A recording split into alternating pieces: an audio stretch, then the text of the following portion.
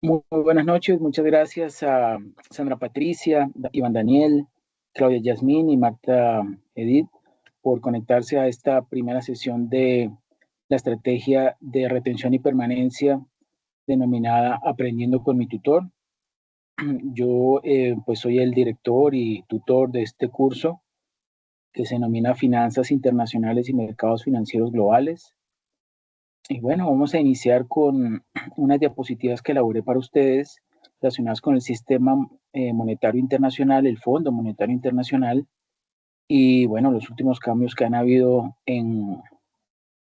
a nivel de los BRICS y de China y Rusia para cambiar ese o quitarle, digamos, poder a la hegemonía norteamericana. ¿Okay? Vamos entonces a compartir pantalla, voy a compartir pantalla. Me confirman, ¿todos ya conocen el campus virtual y dominan su utilización o necesitan que hagamos una breve inmersión?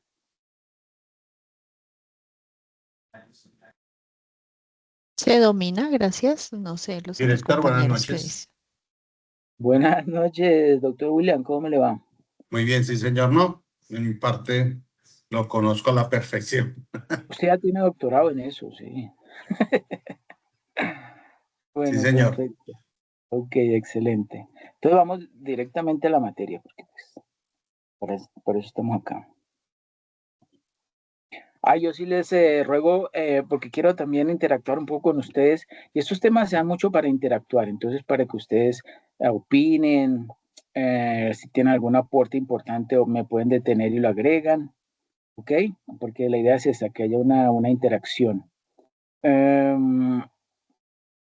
Y si de pronto me ayudan a leer las diapositivas, pues sería también algo muy bueno.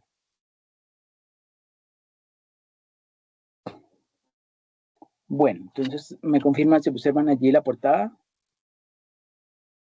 Sí, señor. Sí, señor, perfectamente. Perfecto, muchas gracias.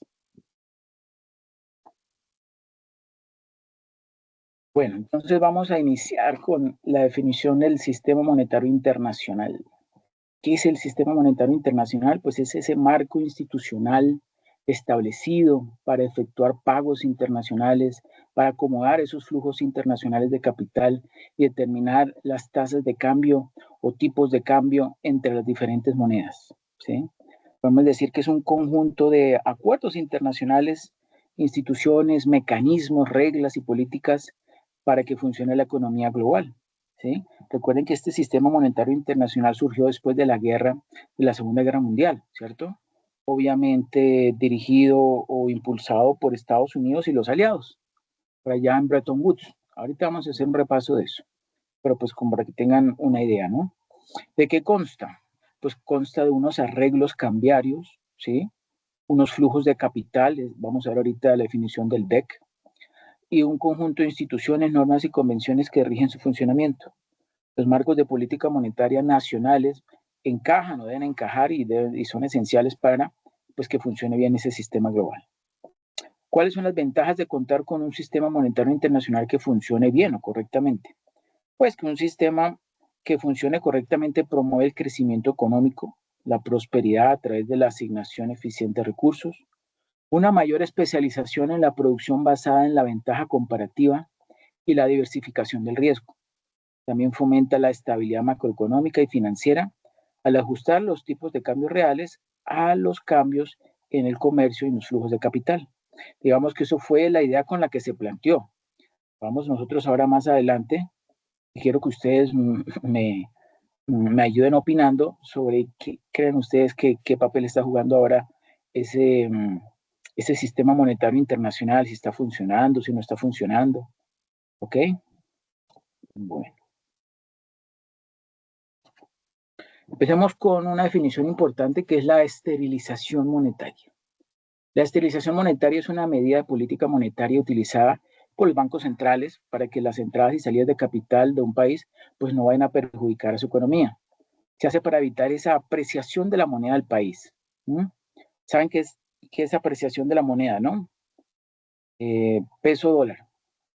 ¿Eso qué significa? La apreciación de la moneda. En estos momentos que estamos ¿Con qué? ¿Con una superapreciación de la moneda o una devaluación de la moneda respecto al dólar? En Colombia. Es como la comparación, ¿sí o no? ¿Pero qué Una es apreciación, apreciación? profe. Apreciación. Sí, Sí, claro. Ahorita estamos, el entre dólar mil cayó pesos. bastante, entonces hay Exacto, apreciación.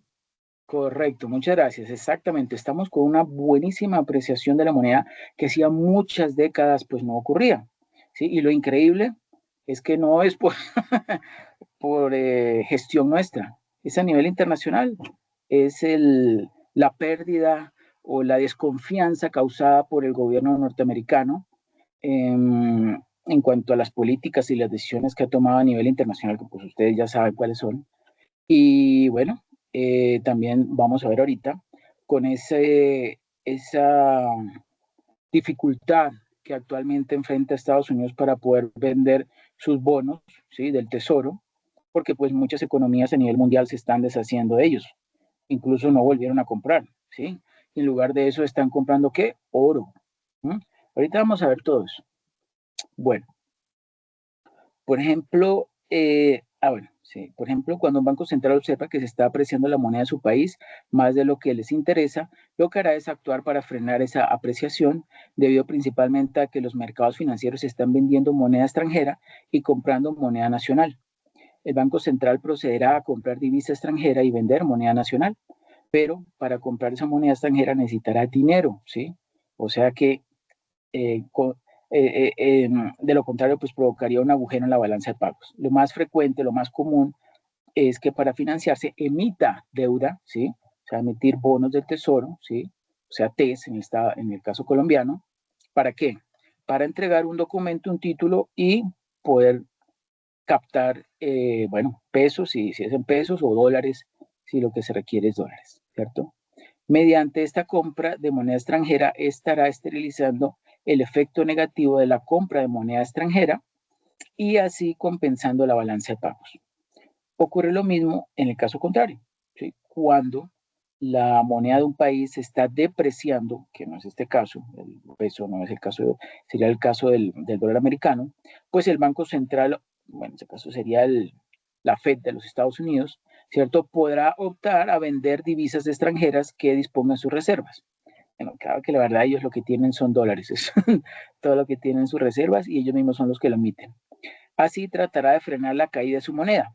Para evitar alterar la masa monetaria, el país realizará una esterilización monetaria, acudiendo al mercado abierto a gastar el dinero de esa venta, comprando bonos del gobierno y o bonos de las empresas del país. Y específicamente eso que está diciendo ahí, comprando bonos del gobierno, es lo que está haciendo Estados Unidos. No sé si de pronto han tenido oportunidad de leer noticias, pero el mismo gobierno americano, la misma Fed, está comprando sus bonos porque no se lo están comprando. Eso que le tuvo que aumentar la tasa de rendimiento para hacerlo más atractivo. Pero con todo y eso no están comprando como antes. No estoy diciendo que no estén comprando, pero están comprando mucho menos que antes. Eh, y los acostumbrados compradores de bonos del tesoro y en grandes cantidades, que eran China y Japón, pues se están deshaciendo sus títulos, ¿sí?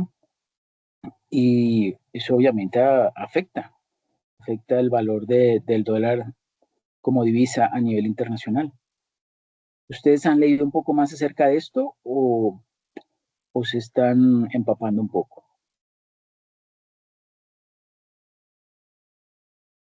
Nos estamos empapando, profe.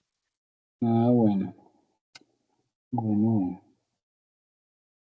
Aquí tenemos Se leen noticias, pero pues no se revisa a fondo. no. Bueno, aquí tenemos un mapa de hitos, ¿sí? Del origen del Fondo Monetario Internacional. Está bien hechecito para que lo miren con detalle. Miren que ahí dice el detonante histórico, que fue entre el 29 y el 39, ¿sí? A raíz de la Gran Depresión de 1929, ese colapso financiero desató una ola de desempleo y pobreza extrema, ¿sí? ¿Se acuerdan quién fue el que ayudó a recuperar la economía americana después de esa crisis financiera del 29? Una persona muy conocida, que salvó a la economía, o bueno, fue los que más ayudó a sacar adelante la economía americana con la fábrica de carros. ¿Qué carros? Henry Ford, profe. Correcto. Henry Ford. Punto positivo, doctora Marta. Exactamente. Henry Ford fue el que, saben que les aumentó un día el doble del salario a sus empleados. Y cuando le preguntaron al ingeniero, porque ingeniero Ford, ¿por qué nos aumentó el salario el doble? Dijo, una razón sencilla, necesito que me compren los carros. Que me compren los carros y además les voy a dar crédito. Y eso fue lo que hizo. Y parece algo tan sencillo, pero es que realmente la economía está en el piso. Eso fue lo que ayudó a que pues empezaran, o sea, se había perdido toda la confianza, ¿no? En los bancos. Entonces, incluso el consumo se bajó. De hecho, eso había sido todo un caos. No vamos a ir a las causas de esa. Tenía que ver algo con la normatividad en los mercados financieros, ¿sí? Que a raíz de eso, la Fed empezó entonces a hacer varios cambios en la normatividad. Pero bueno, no vamos a irnos a eso. Lo cierto es que Ford fue el que ayudó a que la economía norteamericana volviera a recuperarse después del 29, de la crisis financiera del 29. Vemos allí después hubo unas devaluaciones competitivas en los años 30. Como dice allí, los países intentaron proteger sus economías devaluando sus monedas de forma agresiva y bloqueando el comercio. Esto destruyó el sistema de pagos globales y profundizó la crisis, un error pues que los líderes buscaron no repetir jamás. Vemos en color naranja el segundo cuadrito, dice planeación aliada, la planeación aliada, que fue entre el 41 y 1943. Ese personaje del Reino Unido es John Maynard Keynes, ¿cierto? Y el de la derecha es Harry Dexter White, de los Estados Unidos. Ellos comenzaron a diseñar de forma paralela proyectos para un nuevo orden financiero de posguerra. ¿Sí? Y más abajito, en el 2.2, vemos las negociaciones bilaterales que hubo pues entre Reino Unido y Estados Unidos. Debatieron cómo equilibrar un sistema monetario que estabilizara los tipos de cambio sin asfixiar a las naciones pues endeudadas. Luego en el tercer bloque vemos el nacimiento formal en 1944, lo que les digo la conferencia de Bretton Woods. ¿Sí saben dónde queda? ¿Sí saben qué es Bretton Woods? Es un balneario. Sí. Es un balneario y allá fue que llegaron todos estos presidentes de, digamos, de los aliados. Estamos hablando de Estados Unidos, Stalin, Reino Unido. ¿Cómo se llamaba el que estaba en ese momento el Reino Unido? Ay, no. Me parece un bulldog.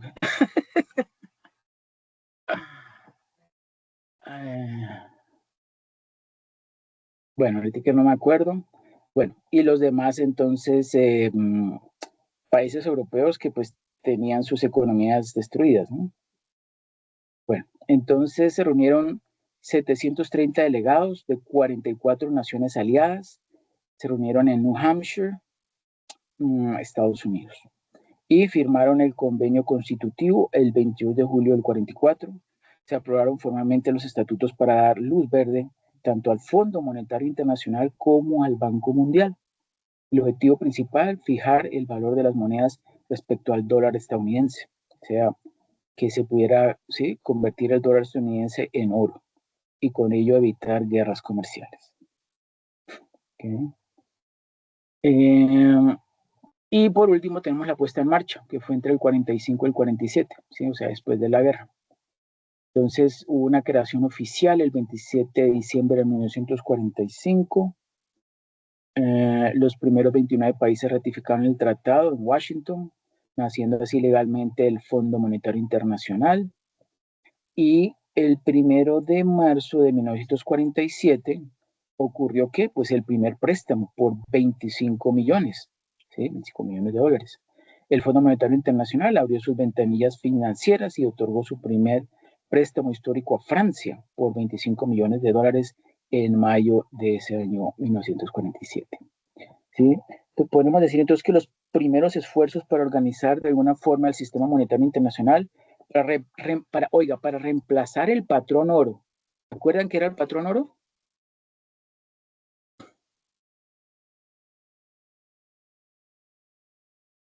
¿Quién quiere opinar?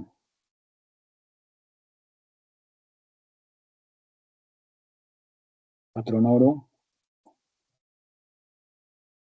por allá de 1800,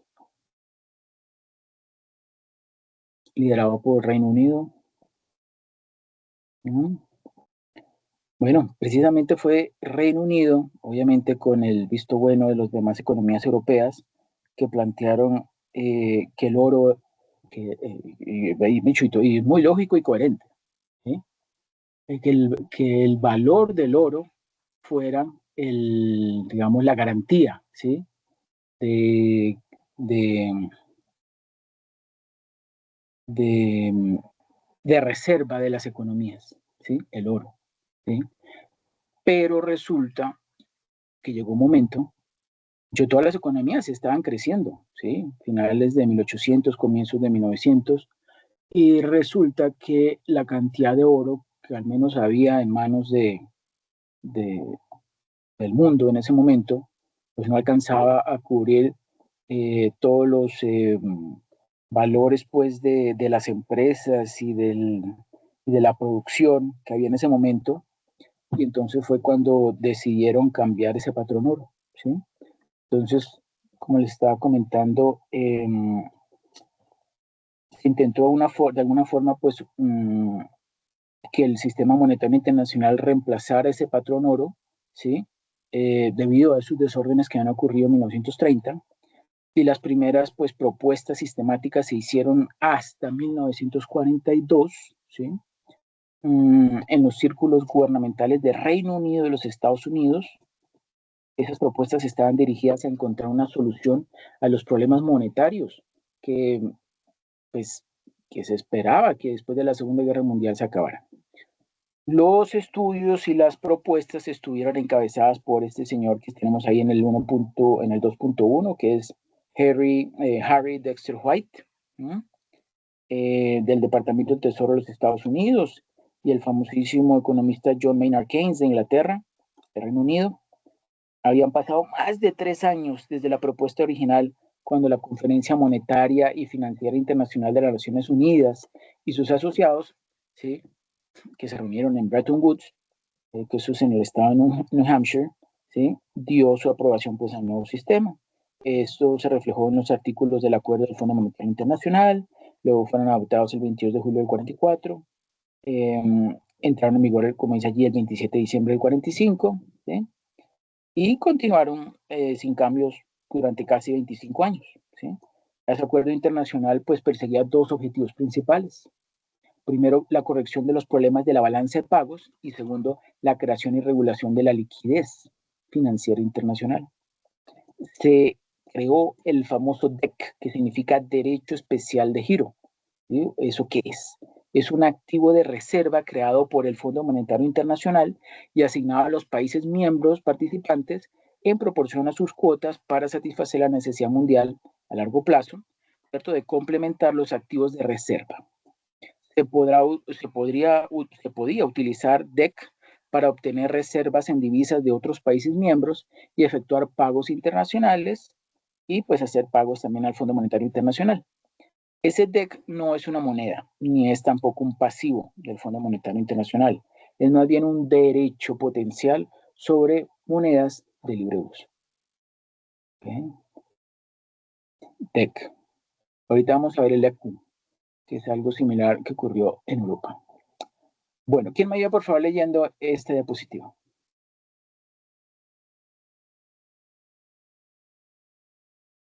Te colaboro, profe.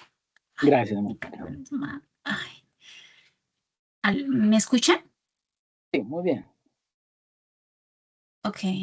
Bueno, funciones del Fondo Monetario Internacional, FMI.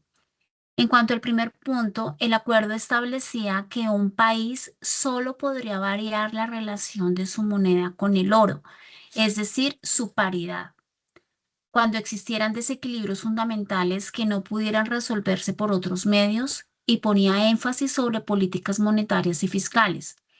Se esperaba que salvo en casos extremos, estos lograrán ajustar la balanza de pagos sin necesidad de modificar la paridad. Para asegurar una paridad estable, los países se comprometieron a mantener sus monedas dentro de límites máximos de variación del 1% por encima o por debajo de la paridad, y a intervenir en el mercado para mantener dichos límites. Así, a través de esta relación con el oro, se establecía también una relación de las diversas monedas entre sí. El sistema de tipos de cambio. Como la intervención se iba a realizar con dólares de los Estados Unidos, ese país perdió la libertad de fijar su propio tipo de cambio. En efecto, el tipo de cambio del dólar fue simplemente el resultado de la determinación por parte del resto de los países miembros del sistema de sus propios tipos de cambio con respecto al dólar. Si Estados Unidos hubiera intentado establecer un tipo de cambio diferente, esto habría llevado a una situación de incompatibilidad de políticas, por lo que este país tuvo que abstenerse de intervenir en el mercado. Se acordó, sin embargo, convertir en oro al precio oficial de $35 la onza Troy de oro fino, todos los dólares presentados a conversión por las autoridades monetarias de los países miembros.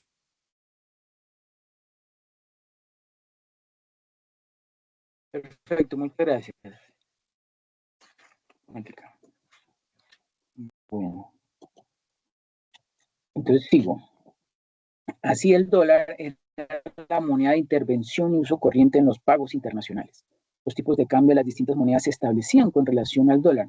Digamos que ya en ese momento el dólar le dieron el visto bueno para que fuera el nuevo patrón que iba a reemplazar a la libra esterlina. Y el dólar a su vez anclaba el sistema al oro.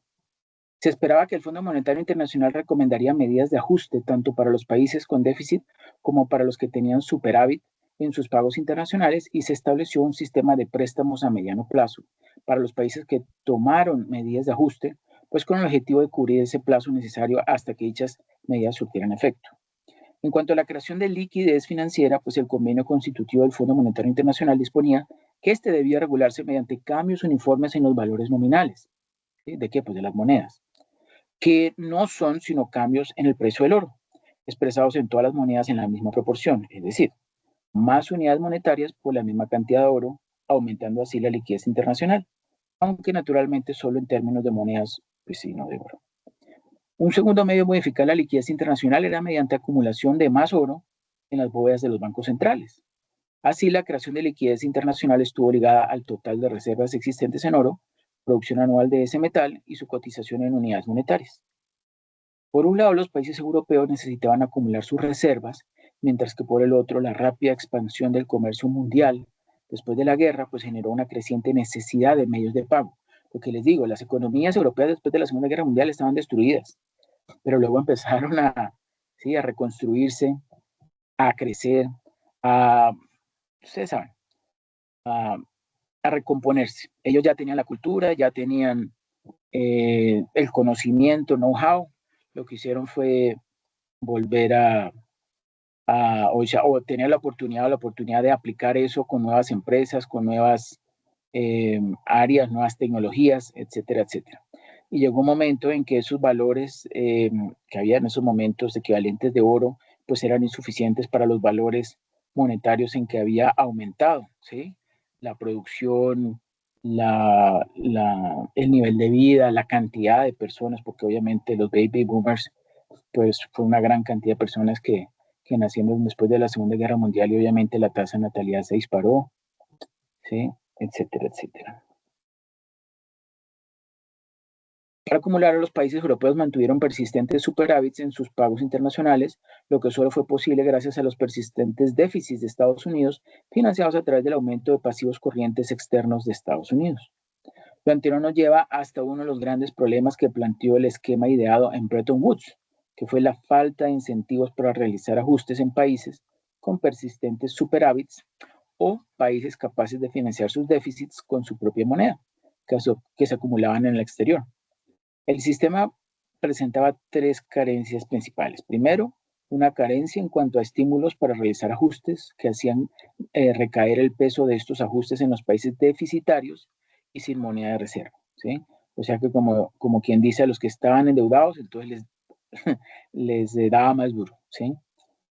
Segundo, una carencia en cuanto a la obligación de intervenir en los mercados de divisas, que eximía a Estados Unidos de este requisito a cambio de garantizar la convertibilidad en oro. O sea que allá Estados Unidos pues tenía una ventaja, ¿no? Y tercero, una carencia en cuanto a la generación de liquidez, cuyo costo debía ser pagado por el resto del mundo al país emisor, ¿sí? ¿Quién era el país emisor? Pues Estados Unidos, ¿no? Porque esa era la divisa a la cual pues todos los demás países debían convertir su moneda. Esta última deficiencia requiere una explicación especial. Cuando un país acumula medios de pago en el exterior, lo hace absteniéndose de utilizar esos medios de pago para obtener recursos reales de otros países. Veamos los sistemas monetarios regionales, ¿sí? Fue la inconvertibilidad del dólar en 1971 y el ensanchamiento de los márgenes de fluctuación meses más tarde los que provocaron el proyecto europeo de poner en marcha una unión económica y monetaria para 1980. Los países de la comunidad europea decidieron reducir a la mitad los márgenes de variación de sus monedas entre ellas. Se trataba de algo nuevo, puesto que la desmonetización del oro y el sistema de cambios flotantes pues estaban legalizados. 3 meses después de la ratificación de la segunda enmienda, los jefes de Estado reunidos en Bremen, o sea, en Alemania, ¿cierto?, decidieron organizar sus relaciones monetarias restableciendo unas reglas más estrictas. Y entonces podemos decir que ahí surgió el sistema monetario europeo. El sistema monetario europeo es un sistema de cambios que permite restablecer una cierta estabilidad. Las monedas no pueden variar entre ellas más que un margen del 2,25%, excepcionalmente un 6%, en relación con sus tipos centrales bilaterales. Estas paridades, pues eso se trata, fueron determinadas cruzando la cotización del ECU, que es algo así como el DEC, ¿sí?, del Fondo Monetario Internacional, ¿sí?, la moneda de este sistema monetario europeo, con cada una de las monedas el 13 de marzo del 79. Al igual inicialmente que la antigua unidad de cuenta europea, ella misma se define como años antes según el modelo del DEC, ¿sí? O sea que fue como una adaptación del DEC, ¿sí?, al conjunto de países de la, digamos, como la Unión Europea, ¿sí? El ECU es una cesta fija que comprende una cierta cantidad de cada una de las monedas comunitarias.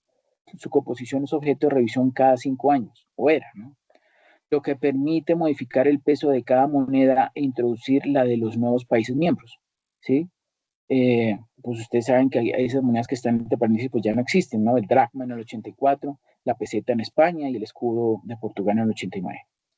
Cuando una moneda llega a su valor límite con respecto a otra, pues los dos bancos centrales involucrados son obligados a intervenir, cada uno en su mercado.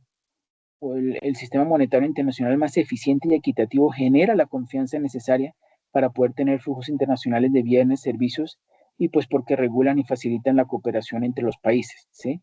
Digamos que ese era como lo que intentaban hacer ellos, ¿sí? Algo así como emular el sistema monetario internacional, pero para el caso europeo, ¿no? Pero ¿cuáles fueron los problemas de ese sistema monetario europeo y el nacimiento del euro? ¿Sí? Pues la primera razón de ser del sistema monetario europeo es la de restablecer una zona de estabilidad en Europa. Esta obligación de resultados está asociada a una obligación de medios, asegurar la convergencia de las políticas económicas nacionales. Esto se facilita a través de medidas que acompañaban la realineación de paridades, ¿sí?, de las monedas, y por los programas de corrección asociados al crédito a mediano plazo que pueden ser solicitados por los países a sus socios, ¿sí?, a sus miembros. A principios de la década de 1990, el sistema monetario europeo sufrió graves crisis por la especulación financiera y las diferencias económicas entre los países. En 1992, unos ataques especulativos, como el que afectó a la libra esterlina, que forzaron la salida de varias monedas del mecanismo de cambio. Entonces, ¿qué ocurrió? Pues hubo una transición, ¿sí?, de esa moneda ECU, al euro, ¿sí? El formato original de tipos fijos, o sea, tipos de cambio fijos, pero ajustables, dejó de operar, ¿sí?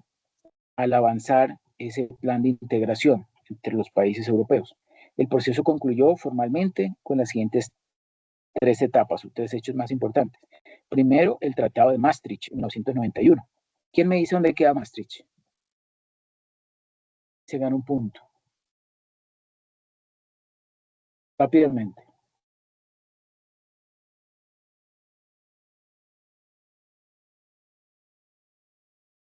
Usted queda en Holanda, en Países Bajos, allá en el sur. ¿Ok? Bueno, pero muy bien, ahí intentaron.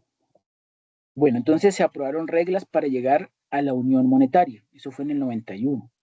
Luego, el 1 de enero de 1999, nació oficialmente el euro como moneda contable y electrónica, sustituyendo a la antigua Unidad Monetaria Europea ECO. Y el 1 de enero del año 2002, los billetes y monedas de euro pues entraron en circulación física, reemplazando por completo las monedas nacionales de los países participantes. ¿Eh? ¿Y se acuerdan esto, digamos, por esto fue motivado por qué? ¿Qué pasó en el 99 a nivel mundial? Bueno, sobre todo en Europa. ¿Qué se cayó?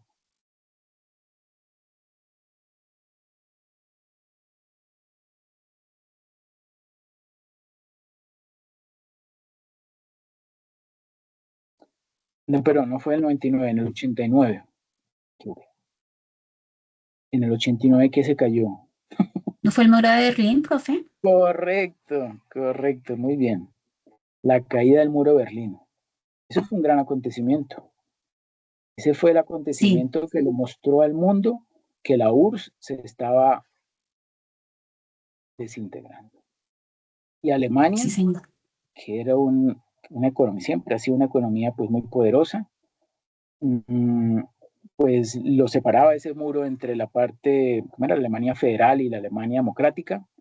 Y bueno, ya entonces separado, destruido ese muro, pues las dos partes, pues las dos Alemanias, Helmut Kohl, me parece que era el que estaba de primer ministro alemán en ese momento, fue el que pues organizó y diseñó y ejecutó, ¿cierto? La integración de Alemania. ¿Sí? ¿Ustedes creen que eso fue fácil? ¿Creen que fue difícil?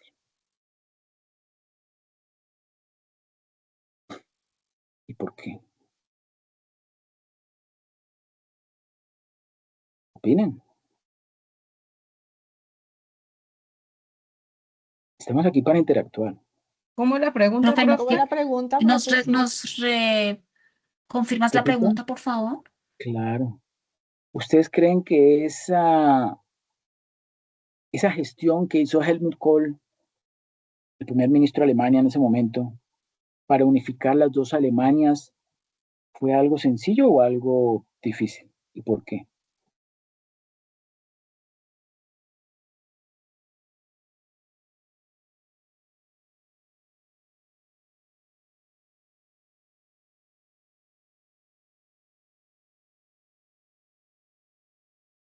Pues no debió ser fácil, ¿no? Porque de todas maneras, me imagino que tuvo que haber alguna negociación para la reunificación, ¿no? Correcto. ¿Y cuál fue la Porque había principal que unir traba? las economías, ¿no? Supongo, pues, más o Sí, menos. hubo que unir las dos economías, ¿cierto? ¿Cuál fue la principal traba?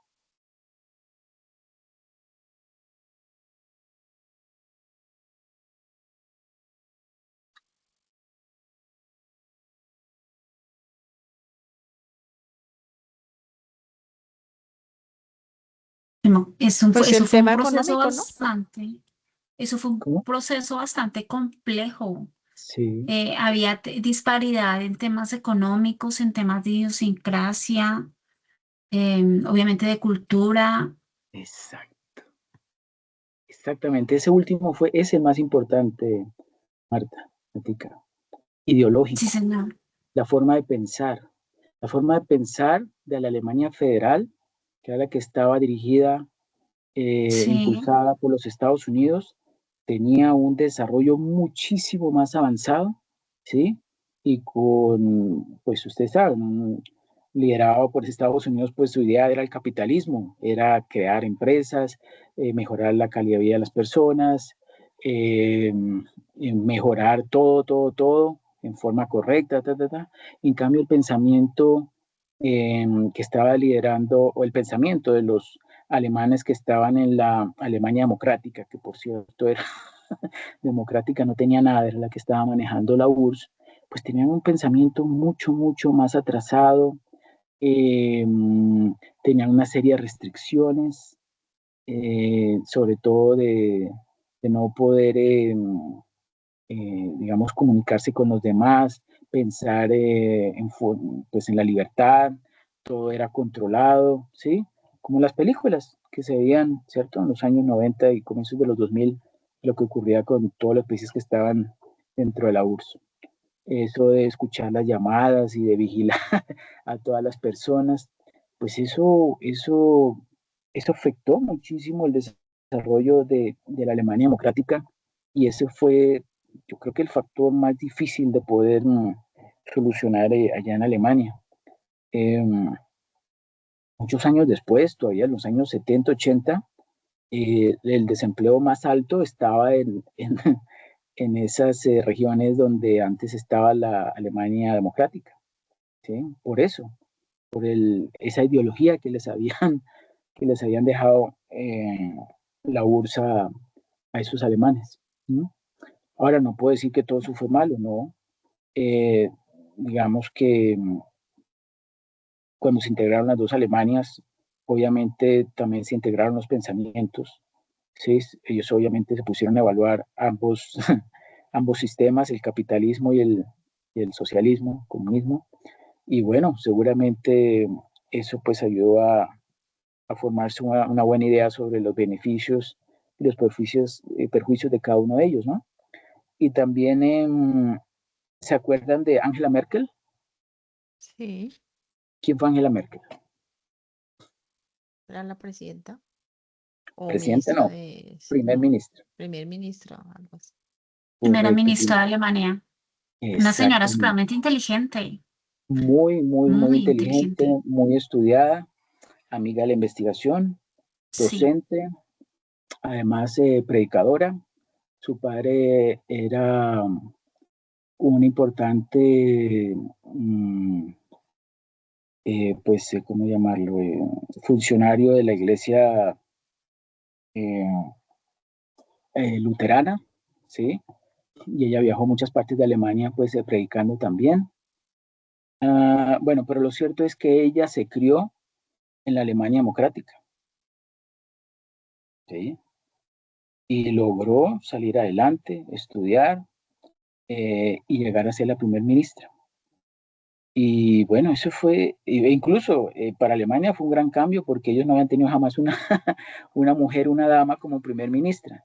Entonces, como que ese cambio fue súper importante y sirvió de modelo pues para que las demás economías europeas cambiaran su forma ¿sí? De visualizar el mundo y de eliminar un poco de barreras que había, ¿no? Ujú. Entonces, Ella pues fue como una eso, suerte de, perdóname, profe Andrés, ella sí, fue como una suerte de revolucionaria en el tema de políticas económicas y de igual manera sociales, porque sus directrices las copiaron varios países en Europa. es Yo correcto. siento que fue como una suerte revolucionaria, desde obviamente desde su sabiduría y de su entendimiento económico. Correcto. Un modelo a Mm. seguir que Sí, señor. ella misma fue quien lo planteó. Ella fue la que por su propia iniciativa pues comprendió y manejó muy bien la economía de Alemania. Ella sabía ruso, por cierto. No sé si ustedes se acuerdan en las noticias que pasaban en esa época, que se reunían el bueno, eh, Angela Merkel, con Putin y con el ministro de Economía, ¿sí? Ellos tres se reunieron, ¿para qué? Para negociar la compra de gas a Rusia, ¿sí? Y pues uno simplemente veía las imágenes, ¿no? Pero por ahí más adelante yo me enteré que esa buena relación que mantenía o que tuvo Angela Merkel con Putin, con Vladimir Putin, ¿sí? Es porque hablaban ruso.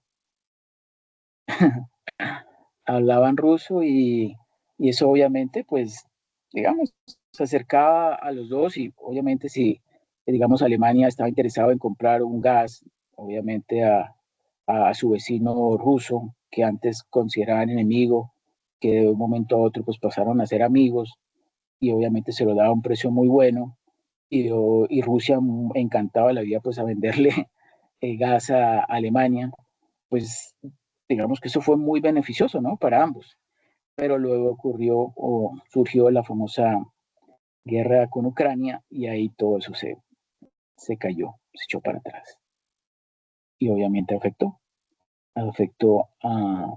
tanto a Rusia como a Alemania y otra de los precios del gas pues se dispararon, ¿no? Bueno, no voy a entrar con más detalles, hubo unos que salieron favorecidos y otros que fueron perjudicados. ¿Alguien quiere agregar algo más?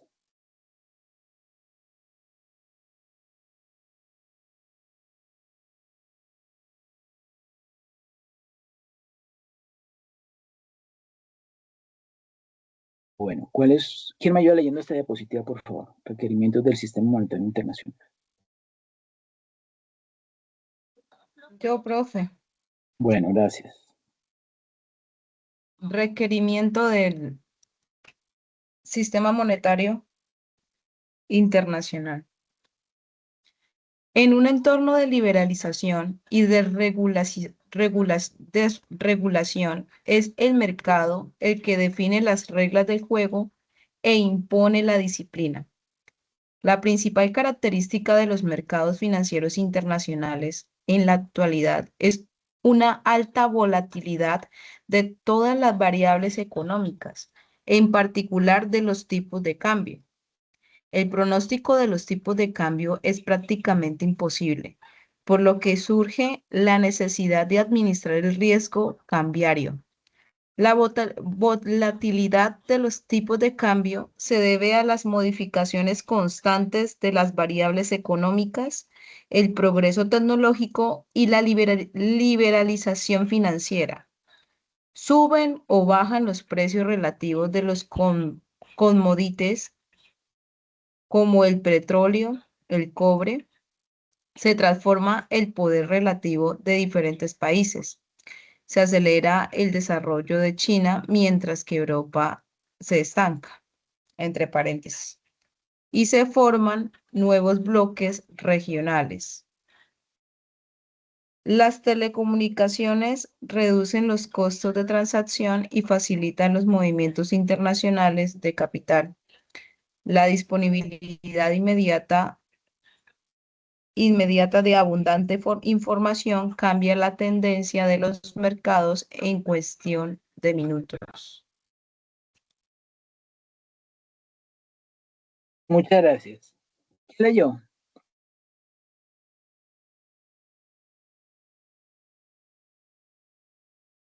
¿Te ayuda, profe? Bueno, sí, por favor, Martica. Balanza de pagos. Balanza de pagos. La balanza de pagos está determinada por los ingresos y egresos que un país tenga con el exterior y la manera como los déficits son financiados. Se compone de 3 grupos de cuentas: cuenta corriente, cuenta de capital y cuenta de reserva. Cuenta corriente, donde se registran las exportaciones e importaciones de bienes y servicios y las transferencias unilaterales netas. Cuenta de capital, registra la inversión extranjera neta, endeudamiento externo público y privado, compra y venta de activos fijos y otras partidas financieras. Cuentas de reserva, permite registrar el cambio en las reservas internacionales en oro, divisas y los derechos especiales de giro, llamados DEC, en el Fondo Monetario Internacional. En la balanza de pagos habitualmente aparece una partida de discrepancias estadísticas. Para Colombia se trata de los errores y omisiones netos que se requiere utilizar por aquellas operaciones que posiblemente no fueron correctamente declaradas y de las cuales no se tiene registro.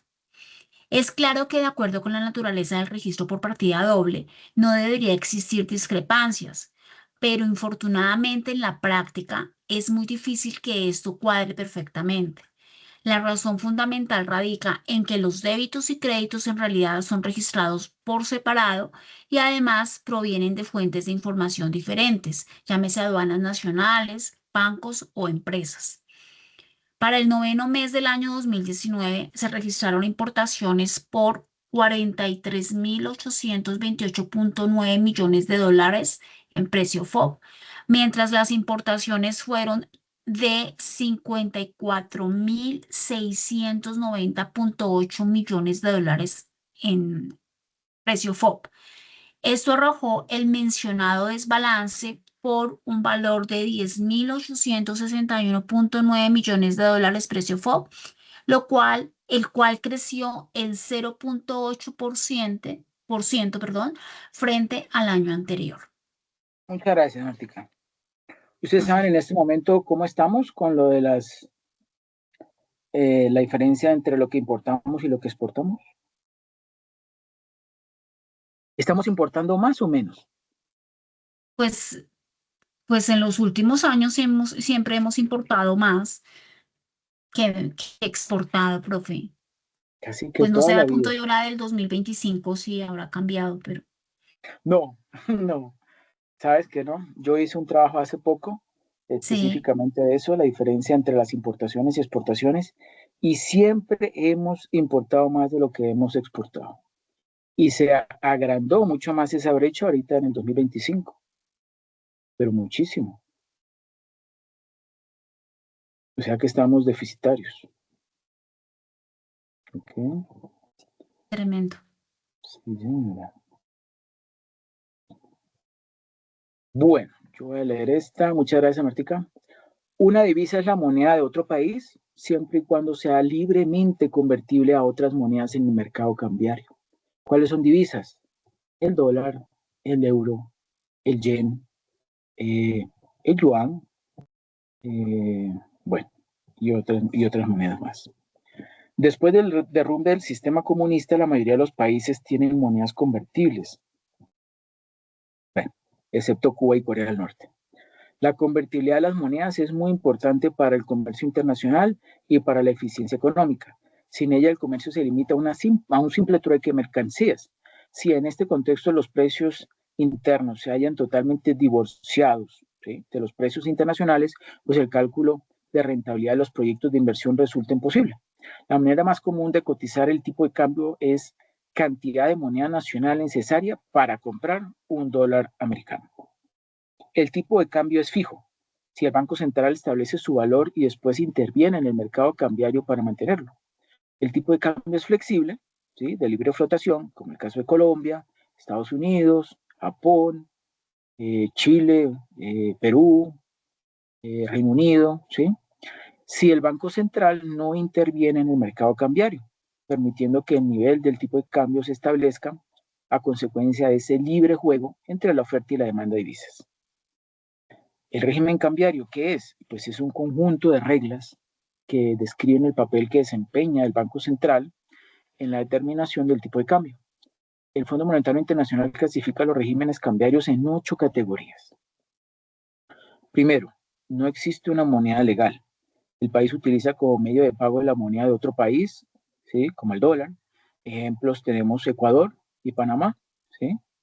Ecuador, pues allá se puede pagar tanto con el dólar como con ¿cómo se llama la moneda de ellas? Allá también es el peso, ¿no? El peso ecuatoriano. Sí. Ella recibe las monedas, ahorita que me acuerdo, reciben monedas de esas antiguas y obviamente el dólar.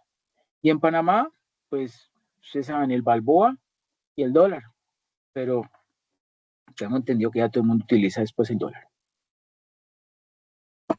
O el euro, pues, ¿quiénes lo usan? Los 23, ya son más, ¿no? Ahí aparecen 23 países de la zona euro, pero ya se han incorporado más. En total, 40 países tienen ese tipo de arreglo monetario. Deben ser más incluso.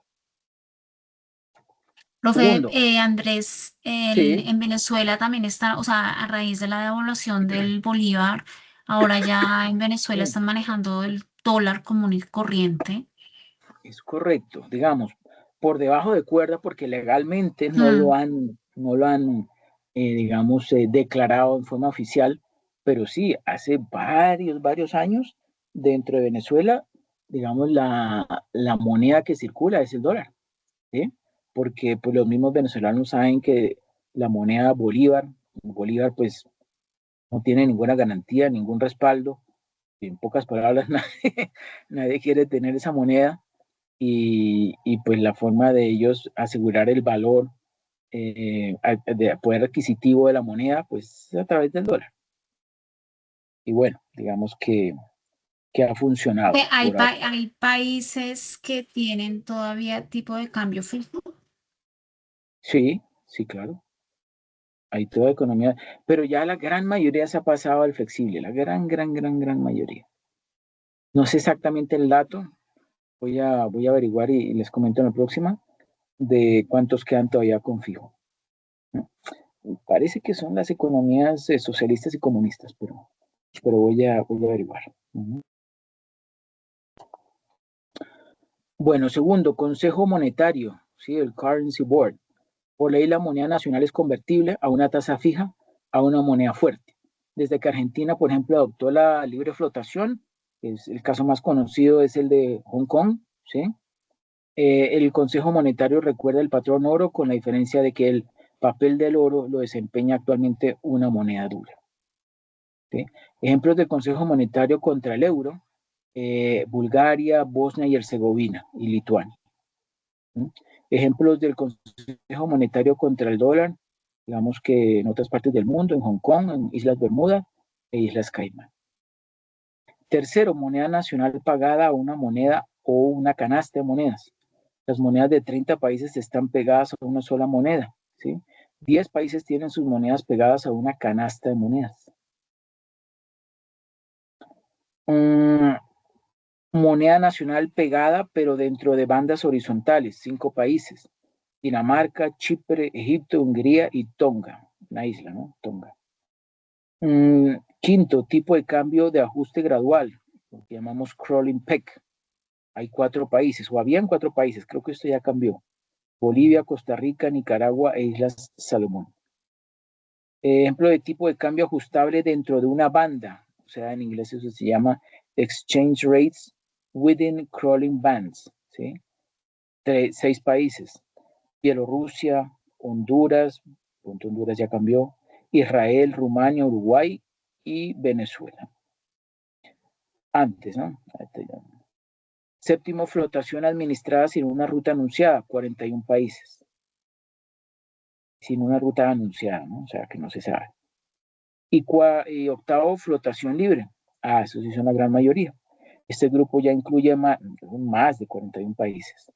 Esos que tenemos ahí, Australia, Brasil, Canadá, Estados Unidos, Japón, Reino Unido, México, Chile, Perú, Brasil, bueno, y muchos más. Ahora veamos cuáles son los retos del sistema monetario internacional. La integración de China en la economía global por sí sola representa un impacto mucho mayor para el sistema que el surgimiento de Estados Unidos a principios del siglo pasado. La participación de China en el PIB mundial ha aumentado más rápido y su economía es mucho más abierta. Además, a diferencia de la situación en la que Estados Unidos tenía el patrón oro con todos los demás países importantes, el régimen de tipo de cambio administrado de China, ¿sí?, en la actualidad es distinto de los tipos de cambio flotantes basados en el mercado de otras economías importantes. La historia muestra que los sistemas dominados por tipos de cambio fijos o vinculados, pues rara vez se enfrentan bien a los grandes shocks estructurales. Ese fracaso es el resultado de 2 problemas generalizados: un proceso de ajuste asimétrico y la rigidez a la baja de los precios y salarios nominales. En el corto plazo generalmente es mucho menos costoso, tanto económica como políticamente, para los países con superávit en balanzas de pagos mantener unos superávits persistentes y acumular reservas, que para los países deficitarios sostener déficits, ¿sí? Esa es la razón por la cual las economías avanzadas que tenían superávits, pues cada vez les iba mejor, y a los que tenían déficits pues cada vez nos va peor, ¿cierto? Esto se debe a que el único límite a la acumulación de reservas es su impacto final sobre los precios internos. Dependiendo de la apertura del sistema financiero y el grado de esterilización, pues esto puede demorarse mucho tiempo. Por el contrario, los países deficitarios deben desinflar o agotar sus reservas. Ya vemos entonces en esa imagen la entrada del dragón chino a la economía mundial.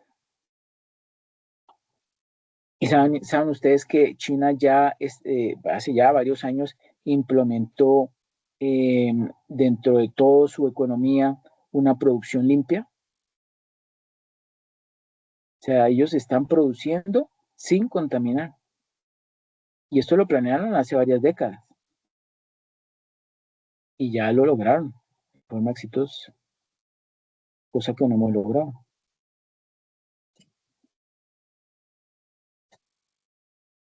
Bueno. ¿Quién me ayuda leyendo esta diapositiva, por favor? Me ayudo, profe. Gracias. Bueno, los tipos de cambio flexibles evitan muchos de estos problemas al proporcionar un ajuste menos costoso y más simétrico. Los salarios y precios relativos pueden ajustarse rápidamente a los choques a través de movimientos del tipo de cambio nominal para restablecer el equilibrio externo. Cuando el tipo de cambio flota y hay un mercado de divisas líquido, rara vez se requieren reservas. Fundamentalmente, los tipos de cambio flotantes superan la tendencia aparentemente innata de los países a retrasar el ajuste. Una breve revisión de cómo los diferentes regímenes monetarios internacionales no lograron manejar este compromiso entre la estabilidad nominal y el ajuste oportuno brinda información importante para los desafíos actuales.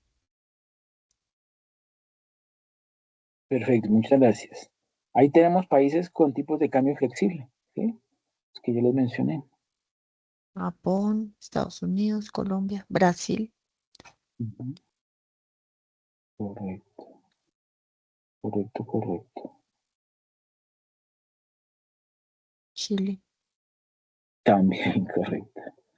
Bueno, ¿quién me ayuda leyendo esta diapositiva, por favor?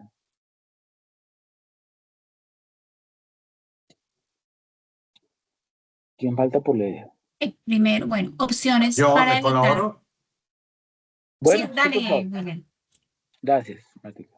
Bueno, opciones para evitar malos resultados. El primero es reducir la demanda general de reservas. Las alternativas incluyen mecanismos regionales de mancomunación de reservas y servicios mejorados de préstamos y seguros en el Fondo Monetario Internacional. Si bien hay mérito en explorar las reformas del Fondo Monetario Internacional, su efecto en aquellos países sistémicos que ya parecen estar sustancialmente sobreasegurados probablemente sería marginal. Por el lado de la oferta, se han sugerido varios activos de reserva alternativos. La motivación de estas propuestas es principalmente redistribuir el llamado privilegio exorbitante que corresponde a los Estados Unidos como principal proveedor de moneda de reserva. Como tal, Estados Unidos recibe una ventaja en forma de menores costos de financiamiento en su propia moneda. Esta ventaja sería compartida y posiblemente reducida en conjunto si hubiera monedas de reserva competidoras. A su vez, esto podría reducir marginalmente los desequilibrios colectivos de los países con monedas de reserva. A más largo plazo, es posible imaginar un sistema con otras monedas de reservas, además del dólar estadounidense. Sin embargo, con pocas alternativas listas para asumir un papel de reserva, se puede esperar que el dólar estadounidense siga siendo la principal moneda de reserva en el futuro previsible.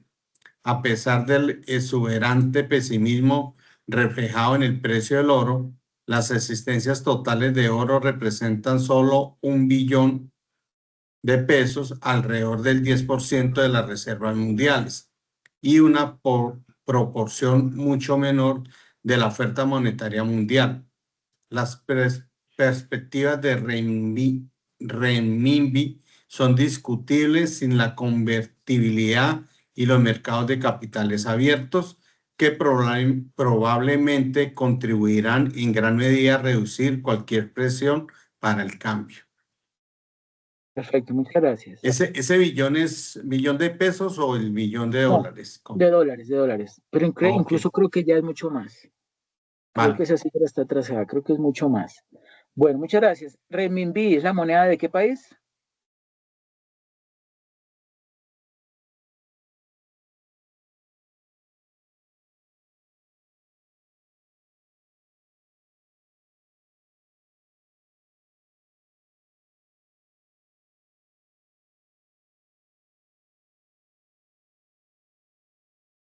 ¿De China? Es correcto. Y yo le pregunto, luego no era yuan? ¿Cómo? ¿Luego no era el yuan?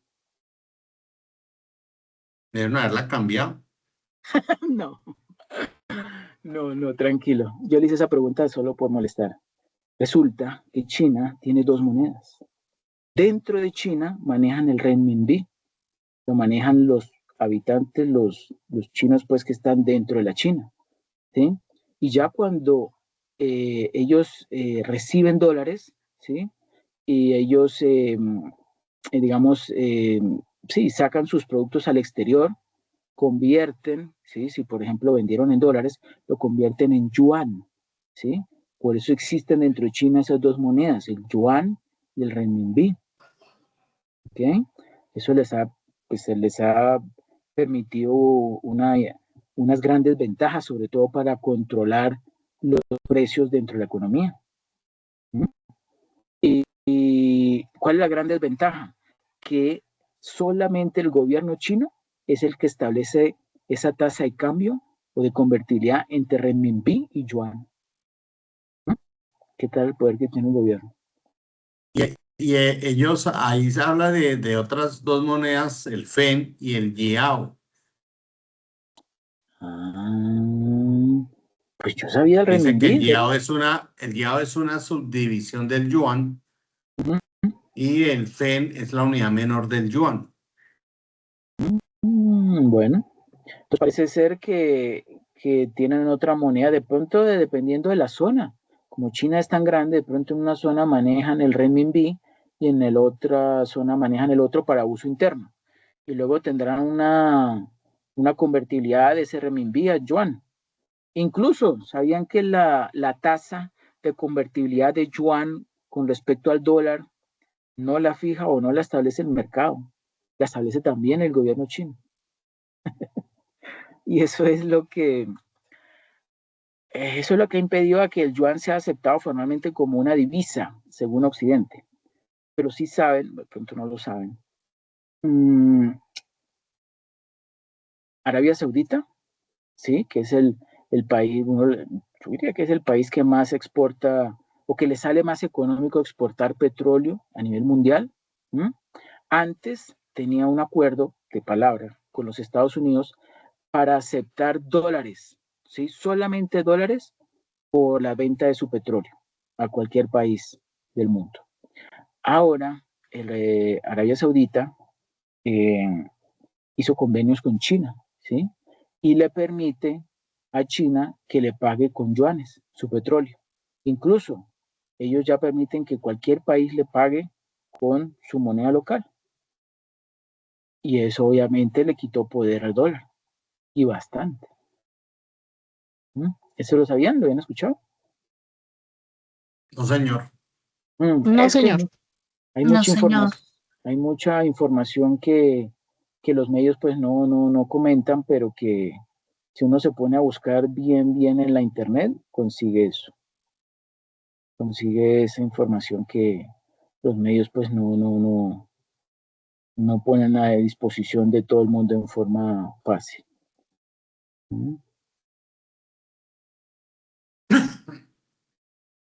Bueno, ya lo dijimos, que pena lo repetí. Sí, veamos ahora el cambio estructural impulsado por BRICS. Matica, ¿me ayudas leyendo esta, por favor? ¿Está positivo? Muchas gracias, William. Sí, señor. Cambio estructural impulsado por BRICS. La estrategia de desolarización liderada por China, Rusia y los países del bloque BRICS es un cambio estructural profundo en la arquitectura financiera global. Lo que comenzó como una diversificación de activos gradual, hoy se ejecuta con aceleración estratégica mediante la liquidación de bonos del Tesoro de Estados Unidos y la acumulación histórica de reservas físicas de oro. Primero, el detonante y la armamentización del dólar. El catalizador decisivo ocurrió en 2022, cuando las potencias occidentales congelaron aproximadamente 300.000 millones de dólares en reservas del Banco Central de Rusia como sanción por el conflicto de Ucrania. Este hito demostró que los activos soberanos denominados en dólares, como los bonos del Tesoro, conllevan un riesgo de jurisdicción, es decir, pueden ser inhabilitados de la noche a la mañana. China y otros miembros no alineados del BRICS entendieron rápidamente que la liquidez del dólar tiene el precio de la vulnerabilidad política. Gracias, Martica. Ven allí entonces esa imagen, ¿no? Liquidación de bonos del Tesoro de Estados Unidos y a mano derecha acumulación histórica de reservas físicas de oro, que de oro, es de oro. Entonces, eso fue lo que pasó. Y si saben que Estados Unidos fue el que pues claro, digamos como dice allí, eran bonos del Tesoro, lo que estaba denominado.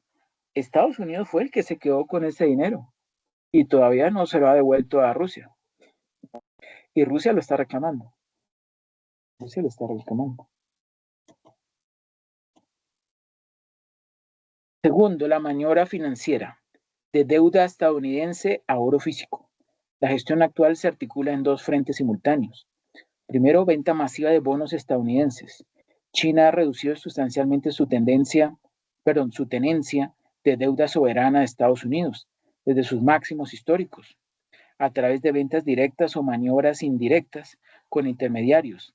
Estos países reducen su exposición a la deuda que sostiene el déficit fiscal norteamericano. Y segundo, acumulación de oro soberano. Los bancos centrales de economías emergentes han sido los compradores dominantes del mercado de metales preciosos.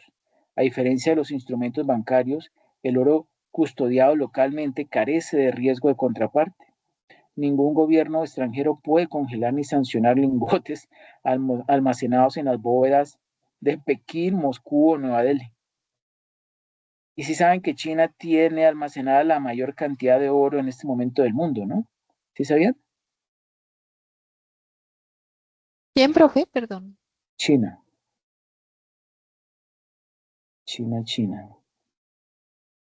Y incluso contratos de extracción de oro también lo está controlando, la mayoría de esos contratos los tiene también China.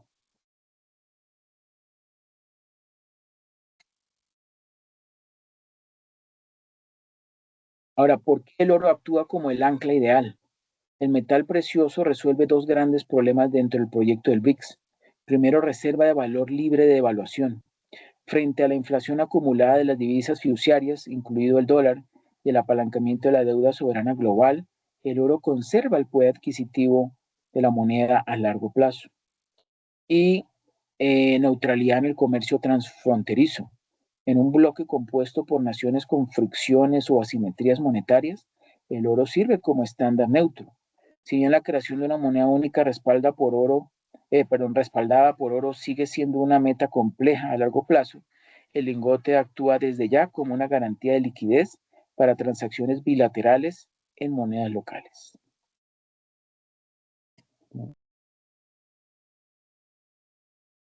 ¿Quién mayor, por favor, leyendo las conclusiones?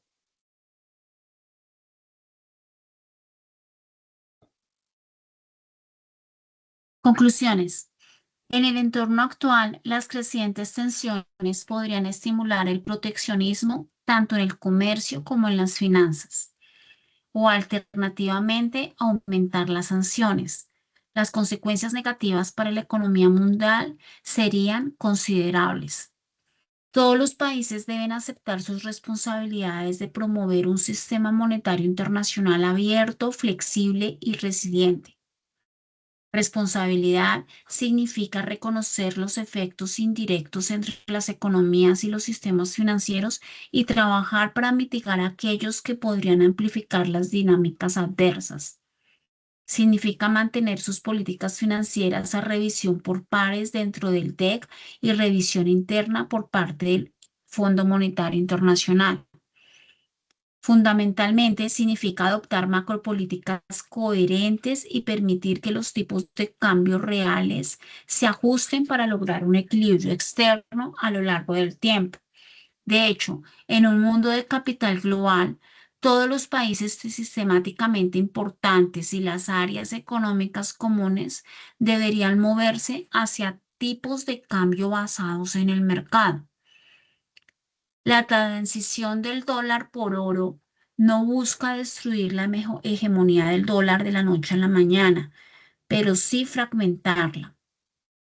Al despojarse del papel deuda en dólares y blindar sus balances con activos tangibles e inconfiscables como el oro, China y sus aliados están construyendo un sistema monetario multipolar, volviendo sus economías mucho más resistentes ante hipotéticas presiones financieras internacionales.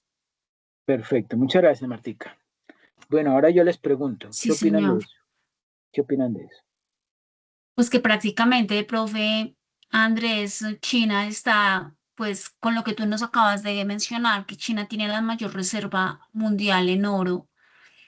Y acá con respecto a lo que dice que economías mucho más resistentes ante hipotéticas presiones financieras internacionales, o sea, que en el momento en que a ocurrir una crisis financiera, pues China prácticamente se está blindando desde ya o desde antes, pues, ante una inminente no, sino una posible crisis financiera que se llegase a presentar en cualquier momento. Es correcto. ¿Y qué está Por, haciendo con el dólar? ¿Y qué está causando con el dólar? ¿Qué le está causando el dólar? pues lo está devaluando, entiendo Ajá, yo. correcto, lo está debilitando. No sé, profe Andrés, hasta qué punto China quiera cambiar la divisa. No, pues China no, como que todos los países quieran llegar a, será, no sé, me pregunto o me Sí, planteo, ¿será que llega un momento en que el dólar llegase a perdería la fuerza que tiene en el momento actual?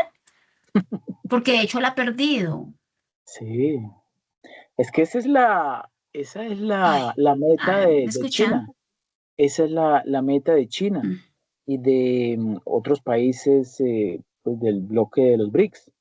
Incluso ustedes saben que el BRICS ya tiene dentro de sus objetivos de mediano y largo plazo emitir una moneda de los BRICS, ¿sí? ¿Con qué la van a respaldar? Pues muy seguramente con oro. O sea que va a haber, digamos, tres monedas fuertes a nivel mundial, que serán el euro, el dólar y el de los BRICS, ¿sí? Y eso obviamente, pues digamos, va a evitar, por ejemplo, que las sanciones que normalmente le ponía Estados Unidos a, a esos países, pues tengan algún tipo de efecto, pues, perjudicial para sus economías. Pues si ellos ya no quieren recibir ni dólar ni euro, pues van a recibir su propia en pago moneda del BRIC, de los BRICS, ¿ok? Para que de una vez sepan. Bueno, ¿y qué opinan Sí, ustedes sí. sobre el efecto que puede tener esto sobre el sistema monetario internacional? ¿Qué opinan?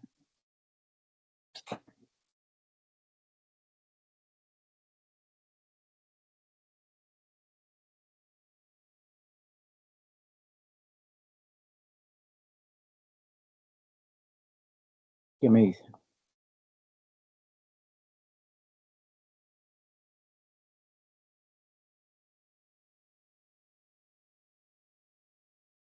María Camila Páez. Yo no vi cuándo llegó, pero llegó.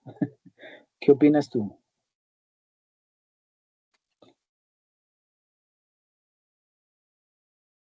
María Camila.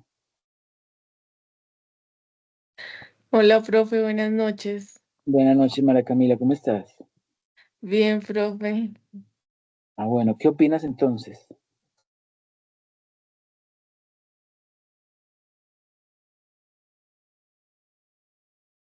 Profe, la verdad entré un poquito tarde, entonces de pronto me toca como reindicarme con la clase. Bueno, bueno. La próxima entonces te vuelvo a preguntar, así que pendiente.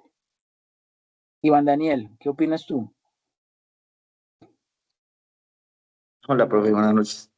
Pues yo Buenas noches. opinaría que si China logra devaluar el dólar, pues yo pienso que sería como un efecto cascada, ¿no? Todas las demás monedas pues se tendrían que devaluar y pues el Fondo Monetario Internacional pues tendría que, me imagino que reestructurar sus políticas, eh, reestructurar sus metas. En sí me imagino que pues se tendría que reestructurar la entidad como tal.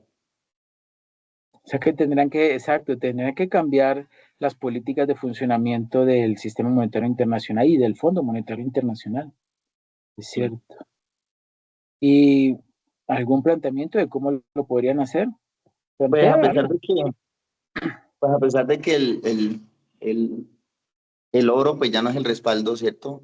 Pero es evidente que el oro sigue siendo un respaldo muy fuerte para los países, a pesar de que ya en la década del 89 pues ya eso se tendría que tener en cuenta que es como del pasado, ¿no? Pero todavía es el respaldo, digamos que es el respaldo de los países para proteger su moneda, pensaría yo. Correcto, correcto. ¿Y qué opinan ustedes sobre la reevaluación del DEC? Si el dólar Eh, se devalúa, ¿ah? ¿Qué, Martica? Perdón, profe Andrés, Sí. con respecto a lo que acabo de decir nuestro compañero Iván Daniel, o sea, pretender que, bueno, sí, obviamente el FMI entraría a intervenir, pero recordemos que los países miembros tendrían que estar de acuerdo. Es que De lo están de acuerdo, contrario, pues, señor. sí están de acuerdo. Precisamente los grandes compradores de bonos del Tesoro de Estados Unidos están deshaciéndose de ellos y es porque tienen desconfianza. Europa también ya empezó a hacer eso, pero empezó no, Sí. ya unos cuantos años está haciendo eso.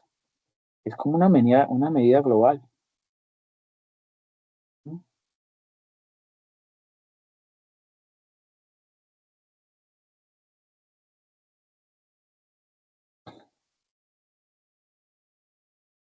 ¿Saben lo que sí sería algo bueno para los países deudores como nosotros? Sí. ¿Qué opinas?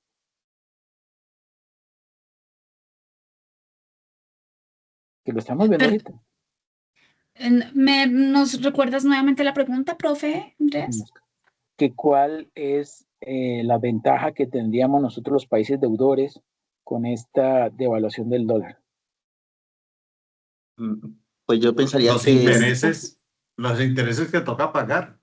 Bajan los intereses, baja el Uno costo los de la deuda. intereses, uno los intereses y otro podría ser que podrían endeudarse mucho más.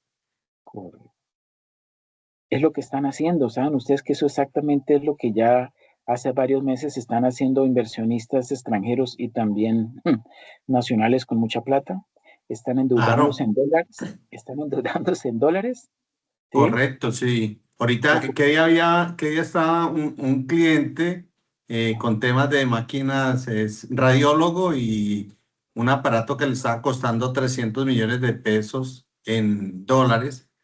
Ujú, Le lo compró en 190 y algo de millones de pesos por el ujú, tema de que entonces se está invirtiendo mucho, se está comprando, se está endeudando, aprovechando la caída del dólar. correcto. Y miren que uno puede hacer plata, estoy diciendo que lo hagan, pero estoy diciendo que los grandes inversionistas lo están haciendo. Se invierte bien prestado en dólares, lo convierten en pesos. Aquí en Colombia están recibiendo, como ustedes han visto, los indicadores rentabilidades que van entre un 10 y un 13% efectivo anual. ponen a producir esa plata y luego Claro, de un tiempo la sacan pero, y la vuelven a convertir en dólares. pero mira la respuesta que dimos casi a la par varios cuando hizo la pregunta, que todos pensamos en que vamos a pagar menos intereses.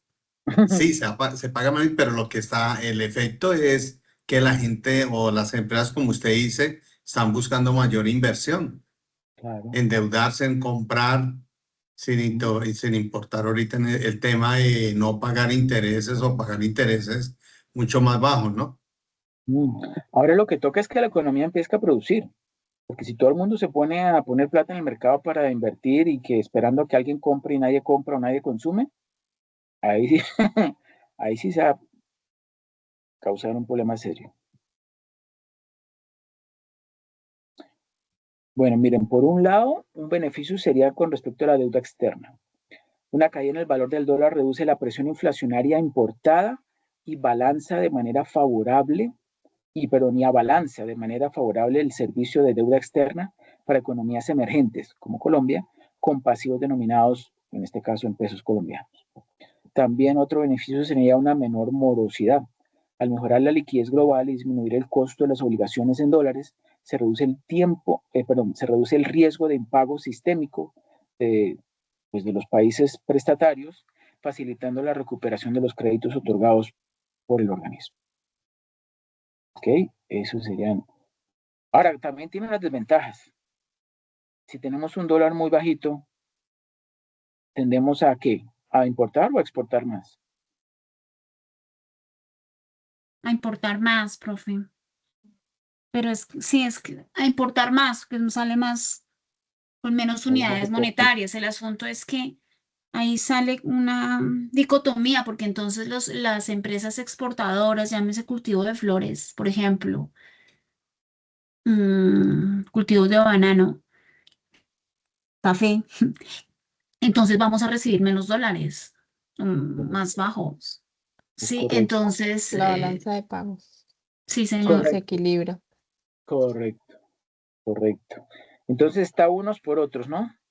Yo opino que si la verdad Colombia se pone a mejorar sus Sí, vías, a mejorar y sí, aumentar la producción, a aumentar las sí, exportaciones, eso en un mediano plazo va a permitir que el dólar pues suba y que además esa cantidad de dinero que los inversionistas están poniendo en nuestro mercado, pues nosotros tenemos que traducir en algo físico, que es lo que realmente aumenta el valor monetario de una economía, porque transacciones financieras o con el mercado, digamos, accionario, eso no genera riqueza, no queda nada palpable. ¿Sí? Eso más bien lo que puede causar es hasta una crisis financiera, una burbuja. Y también Entonces, se podría pensar que la oferta de demanda también tendría efectos. Por lo que estamos hablando es, empieza mucha importación, va a haber mucha oferta y poca demanda, entonces ahí empieza el tema de los incrementos y todo, ¿no? sí, por eso tenemos que otra vez volver a consumir, porque si producimos y producimos y fabricamos y fabricamos y no consumimos, la cosa se pone grave para todos. Así que a consumir. Si baja la tasa, por eso bajan las tasas de interés también, ¿no? Sí, las tasas de interés dicen que van a bajar, dicen Sí, que van a bajar más. Y si es posible. Es más, creo sí. que el Banco de la República tiene que bajarlas porque hay mucha gente invirtiendo acá Ah, y si no se convierten en elementos concretos, físicos, activos, pues se va a generar luego es más adelante, quién sabe si hasta inflación, con tanto dinero circulando. Todo el mundo endeudándose, el dólar se convirtiendo en pesos y todo el mundo invirtiendo, y todo el mundo invirtiendo en Colombia para ganar esos rendimientos de 10-13%. Tiene que traducirse eso en activos palpables o aumentar el valor de los existentes. También puede ser otra solución, como por ejemplo Suiza, uno de los países más caros del mundo, pero pues ya la gente gana bien, ¿no? Entonces todo eso que ganan bien, pues ellos mismos se lo quedan con esos servicios tan caros y alimentos tan caros, porque ya todo es carísimo. Pero bueno, eso sí ya tocaría, eso sería como un vuelco total, ¿no? Al modelo de economía. ¿Alguien quiere agregar algo más?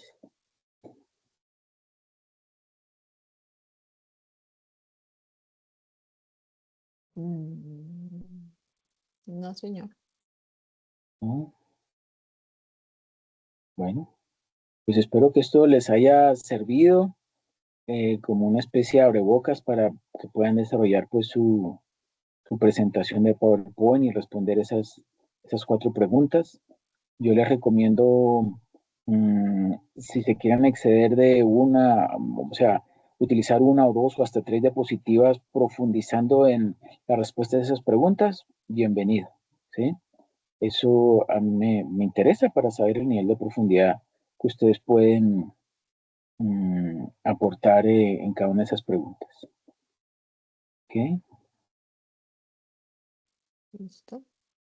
Bueno, pues no siendo más, muchísimas gracias a todas y todos, a Iván Daniel, a Claudia, a Martica, a William, María Camila y a Sandra Patricia. Muchas gracias por haber asistido y recuerden ir dejando avances de su desarrollo ahí en el foro, pues si lo consideran, si quieren. De todos modos es una actividad individual y bueno, ya creo que la actividad fase 2 sí es de tipo colaborativa. Que pasen entonces una feliz Vale, noche, profe. ¿no? Vale. Listo, Profe, una profe, muy pregunta. ¿Tú amable. nos compartes gracias, de profe. pronto las diapositivas? Claro que sí. Yo esta grabación de diapositivas se las voy a enviar mañana. Ok. Se los envío dentro del correo interno del curso. También lo coloco dentro del foro de noticias. ¿Todos saben cómo entrar al foro de noticias en el curso? ¿O no? Sí, No, claro yo que no he sí. comentado. ¿No? Bueno, entonces espérenlo. Estuve mirando el foro, profe Andresito, y Sí. no está habilitado o algo así. ¿El foro de Creo que discusión? tiene fecha de Sí. habilitación en Yo, abril. yo la arreglé. Sandra Patricia me Ah, comentó eso y yo tan pronto ella me comentó, creo que fue el viernes Sí, sí, la semana señor. pasada. Muchas gracias, Sandra. Yo pues lo habilité. Y resulta bueno, que no, yo también, no te he dicho nada, profe, porque en la guía no dice comentar en el foro, y ya, bueno, pues, y como es individual, pues me quedé sí. callada. Y William me dijo que no estaba subiendo los trabajos a la carpeta rúbrica, porque yo no sé por qué el famoso sistema automatización y bloque revisor eh, no actualizó las fechas, pero tranquilos y que ya lo arreglé manualmente en el curso y ya está funcionando bien. ¿Ok? Bueno, Muchas muy gracias, bien. profe. Profe, muchas gracias. Con muchísimo gusto, espero que les haya aportado, ya tienen una visión más clara de qué está sucediendo realmente en el mundo Quedamos y más preocupados, profesor Andrés.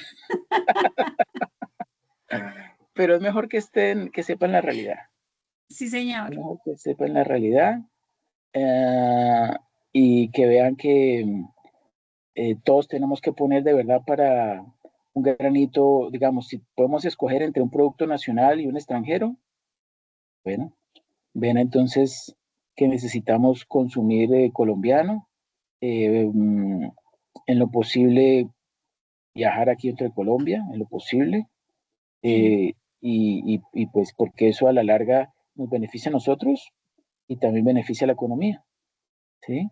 Y bueno, esperar a que esas inversiones que van a llegar y esos proyectos que pues, ustedes ven que están ofreciéndose en todos los niveles, en alimentos, en vivienda, en servicios, etcétera, etcétera, pues aprovecharlos, porque efectivamente hay una desconfianza, sobre todo por el periodo, el gobierno anterior, a reducir el consumo, por la incertidumbre, pero ya ahorita con este cambio de modelo, pues yo creo que ya la confianza aumenta y yo creo que si Dios quiere el consumo otra vez va a aumentar, ¿sí? sí, sí, estoy de acuerdo. Hay mucha expectativa. Correcto y favorable. Sí, E sí. incluso digamos, con esta reconstrucción que tiene que hacer el eje cafetero, Cali y eso, pues eso va a ayudar muchísimo a la economía. O sea, fue terrible desde el punto de vista de pérdidas humanas, pero va a generar nuevos proyectos, nuevos edificaciones, nuevas carreteras, etcétera, etcétera, que pues a la larga van a ayudar a la economía. Bueno, Es que verdad. descansen. No les Sí, quito más profe Andrés, tiempo. muchas gracias. Ok, Que pasen una buena feliz noche noche. para Muchas todos. gracias, Listo, profe. profe, Descansen. gracias. Muchas Muy gracias. amable. Muchas Con gracias. mucho gusto. Ok, con mucho gusto. Descansen.